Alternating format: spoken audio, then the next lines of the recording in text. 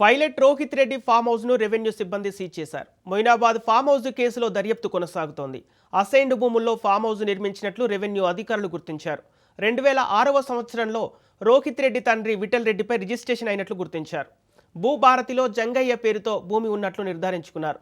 Assigned భూమిని registration ఎలా చేశారనే దానిపై దర్యాప్తు చేస్తున్నారు.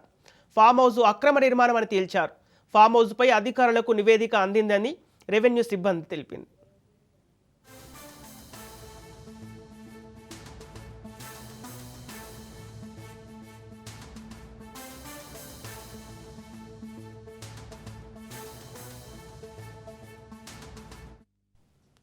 పైలట్ రోహిత్ రెడ్డి ఫామ్ హౌస్ను రెవెన్యూ సిబ్బంది సీజ్ చేశారు. మొయినాబాద్ ఫామ్ హౌస్ కేసులో దర్యాప్తు కొనసాగుతోంది. అసైన్డ్ భూముల్లో ఫామ్ హౌస్ నిర్మించినట్లు రెవెన్యూ అధికారులు గుర్తించారు. 2006వ సంవత్సరంలో రోహిత్ రెడ్డి తండ్రి విఠల్ రెడ్డిపై రిజిస్ట్రేషన్ అయినట్లు గుర్తించారు.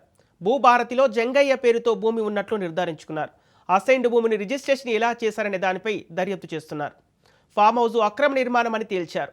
ఇక ఫామ్ హౌస్పై అధికారులకు నివేదిక అందించింది రెవెన్యూ సిబ్బంది.